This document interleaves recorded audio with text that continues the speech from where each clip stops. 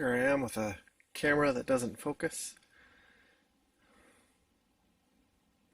and I'm walking around early fall.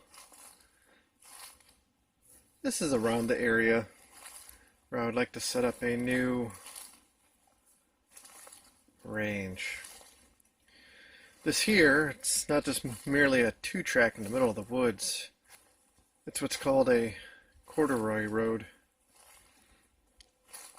It's one of the roads they used to use for logging through swampy areas, where basically they'd take tree stumps or tree debris and then lay them in a trail, pack it with a bunch of dirt, and then you would have a road that would float on top of the water. Well, in essence, because, it's a swampy, wet area. So where my camp is at, it's actually behind us, about 100 yards. We're just a couple miles in the middle of the woods. This is actually the second time I've filmed such a thing because, well, the first time I was basically being carried away by mosquitoes, and I was more scouting and very distracted. Right now, I'm out just checking trail cams, believe it or not. But this is one of the areas where I was thinking of setting up a shooting range. For this year, ultimately, I decided against it. Both because I didn't have the time, but also because, well, I think it's more of the timing just isn't right. Who knows, maybe I'll still try to set up something temporary. Because really, this year we had a really bad winter. And it's been more about clearing the trails and everything, more than anything else.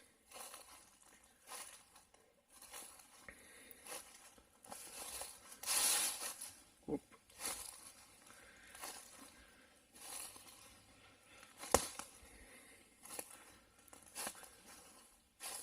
So as you can see,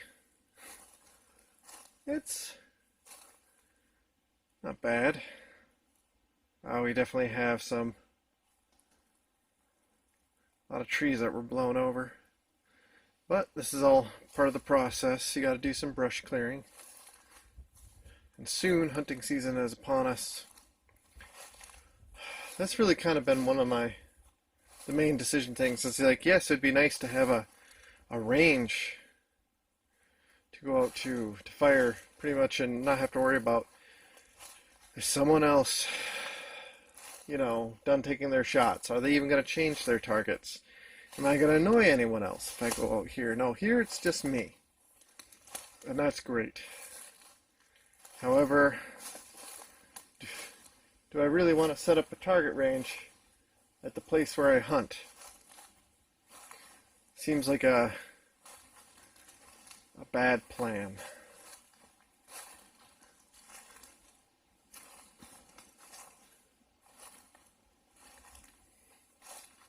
Like I said, who knows? Maybe I will. This is only a small part of the 40 acres. Yeah, look at that. Half the root system ripped up and the tree just fell over. It's not even... Didn't look like it was that bad of a tree. Oh, that one. Bent right over. Maybe when I'm done filming this, I'll try to rescue it.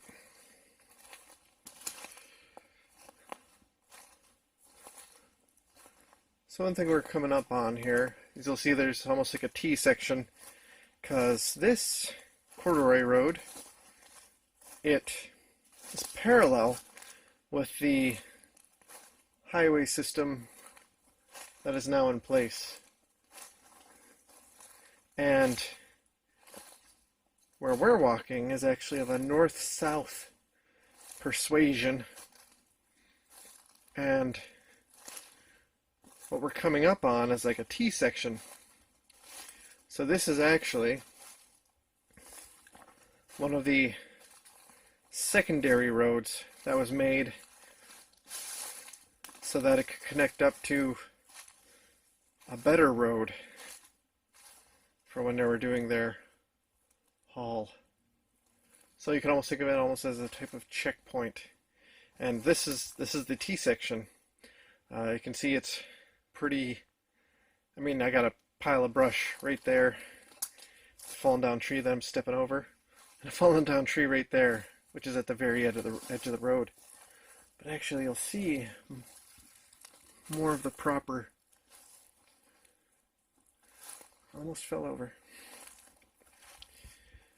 Here, I'll stand kind of in line with this tree, and you can see that slope. That's actually, well, we are on a very slight hill. That is slightly uphill, but that is definitely man-made. So, along here, they placed a bunch of tree stumps and what have you, and then piled a bunch of dirt up, and that's your road. In all of its unfocused glory. Definitely need to get a new camera. Anyway, so that's pretty much it for the show and tell. The only other thing I'll say is I have a couple deer blinds further down that way. But some people have asked me, believe it or not, for all my current 5 followers that I have, hey, how come you only shoot at 50 yards? Are you just that bad of a shot? Well, thank you. Your confidence in me is aspiring. But actually, you can see how thick these woods are. Really, the furthest shot I'd probably ever have to realistically make is at most 100. Usually, it's actually just only about 50, 60 yards. Oddly enough, that's the range of my trail cams as well. So, isn't that a fun coincidence? Anyway, so that's part of the reason why I shoot the way I do as well. It's kind of a little bit of a bench rest position, but really I don't have is it a shoulder rest, a back rest? I only use a front rest. The butt of my stock I always place my shoulder because that's the way I sit in my deer blind. I use the edge of the viewport, we'll go ahead and say, to support the stock of the rifle. I have the butt into my shoulder, and I just take aim like that. So it's very practical. Maybe one of these days I'll do some videos on shooting positions, but for now, it is what it is. Anyway, I have to check those cameras. See y'all on the next video.